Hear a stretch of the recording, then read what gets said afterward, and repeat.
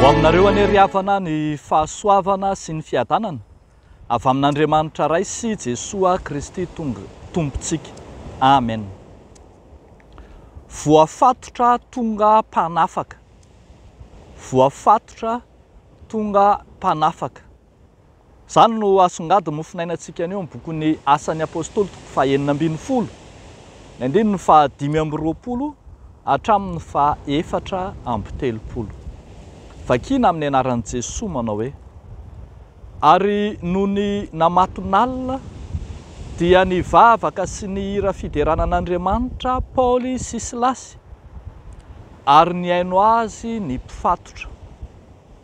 Ary nisy horohorontany mafy dia mafy avy tampoka ka niozongozona ny fanorenan'ny tranomaizina, dia nivoaka niaraka tamin'izay ny varavarana rehetra, ary nivaha avokoa ny fatoran'izy rehetra. Dia nahatsiaro ny mpiandro tranomaizina ka nahita ny varavaran'ny tranomaizina nivoha, dia nanatsoaka ny sabany izy ka saika hamono tena, satria nataony fa efa nandositra ny mpifatotra. Fa Paoly niantso tamin'ny feo mahery ka nanao hoe: aza mamono tena fa ato ihany izahay rehetra. Ary izy nianjiro ka nikaretsaka niditra sady torakovitra, ka niakohoka teo anatrehan'ny Paoly sy Silasy. Ary rehefa nentiny avokoa izy roa lahy, dia hoy izy: tompoko, inona no mety ataoko mba hovonjena aho? Dia hoy izy roa lahy: minoa an' Jesosy Tompo dia hovonjena ianao sy ny ankohonanao. Ary izy roa lahy nitory ny tenin'ny Tompo taminy sy tamin'izay rehetra tao an-tranony. Ary nandray azy roa lahy izy tamin'izany ora amin'ny alina izany, ka nanasa ny dian-kapoka ary natao batisa tamin'izay izy mba amin'izay azy rehetra. Ary rehefa nentiny niakatra ao an-trano izy roa lahy, dia norosono hanina teo anoloany, dia nifaly indrindra izy mba amin'izay rehetra tao an-tranony, satria efa nino an'Andriamanitra. Ray Masino, manamasina anay amin'ny fahamarinana, ny teninao no fahamarinana. Amen. Mpifatotra tonga mpanafaka.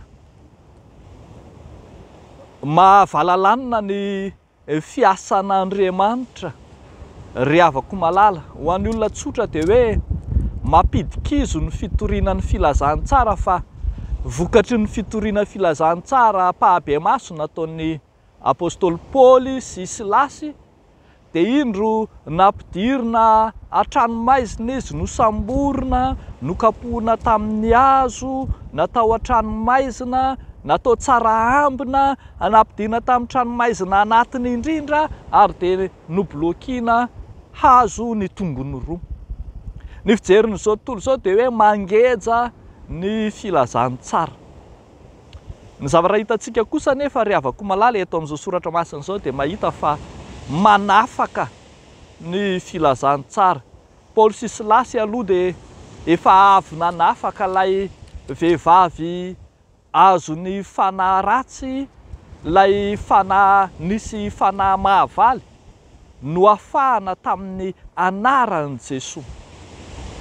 Fa eto koa dia hitantsika fa rehefa nivony tranomaizina dia nanatsoaka ny saba ny mpiandro fonjaka saika hamono tena, dia indro Paoly sy Silasy izay mpifatotra no nanafaka ny mpiandro tranomaizina tamin'izany fahafatesana efa nanangasanga izany. Aza mamono tena fa ato ihany izahay rehetra. Afa-doza ilay mpiandry tranomaizina. Fa tsy izany ihany, tsy fahafatesana tsy fahafahana tamin'ny fahafatesana ihany no azony, fa hitantsika eto fa azony mihitsy ny fahafahana tanteraka. Tô nandray an' Jesosy Tompo mpamonjy azy izy, araka ny antsony apôstôly hoe minoan Jesosy Tompo dia hovonjena ianao sy ny ankonanao. Hitantsika mariky ny fanekeny an Jesosy Tompo dia nandray ny apôstôly tao an-tranony izy ary dia natao batisa izy mba amin'izay rehetra azy. Mampitolagaga lay fiasan'Andriamanitra fa lay apôstôly izay voafatotra any an-tranomaizina indray no toa mitondra fanafana ho an'ny olona izay niambona azy, mitondra fanafana ho an'ny olona izay tsy voafatotra. Mampahatsiaro antsika ny tantarany nanasitrana an'i Jesosy lay jamba hatrany an-kibony reniny, izay nijoro vavolombelona fa mahagaga lahy zany. Lay jamba indray no mampafantatra ny mahiratra ny olona nanasitra anazy.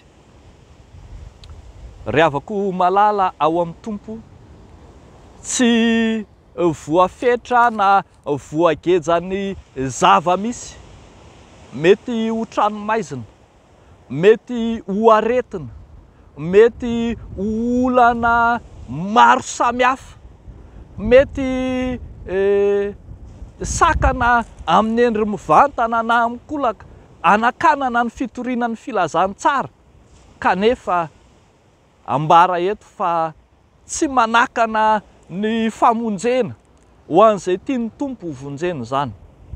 Afaka mitondra anjara biriky ho amin'ny famonjena mandrakariva ny Tompo na inona endriny misy ankehitriny sy toe-javatra atrehanao ankehitriny. Entina ampahery manokana ny mpitory filazantsara rehetra mba hilofo mandrakariva, mba hiroso mandrakariva, afatra ampaherezana ny fiangonana ankehitriny eo anatrehan'ny fahasarotry ny fiainana, dia ambara fa tsy sakana amin'ny fitorinan'ny filazantsara ny fahasarotam-piainana, tsy sakana amin'ny fitoriana filazantsara ny fiakaran'ny vidim-piainana, tsy sakana amin'ny fitoriana filazantsara ny olana samihafa izay mety atrehanao sy eo anoloanao, fa na toy inona dia afaka mitondra fanafana ho an'izay rehetra manana eta-mila vonjy. Tsarovy ary ry havako, Jesoa Kristy ilay tonga olombelona, fa tsy nisy nahasakana azy, tsy hatanteraka ny famonjena teny amin'ny hazo fijaliana, teo ny fanesoana, teo ny fanenjehana, teo ny fisamborana, teo ny fikapohana, eny na ny fahafatesana azy, dia tsy nasakana ny Tompo tsy hitondra famonjena. Dia ho an'Andriamanitra irery ihany ny voninahitra. Amen. Aoka iombona mivavaka isika ry havako. Raha eo misaotra anao noho ny amin'ny famonjena nataon'ny zanakao izay tsy voasakana na inona fa nanaiky tsy novozonana hitondra famonjena ho an'izao tontolo izao ianao. Ankehitriny Andriamanitro dia mitondra mbavaka izahay ny fitoriana filazantsara rehetra, indrindra amin'ny toerana saro-dalana, amin'ny toerana voarara, amin'ny toerana maro olana. Ianao Jesosy ampahery manokana ny mpitory amin'ireny toerana ireny ary amin'ny fahafahana tanteraka ho azy.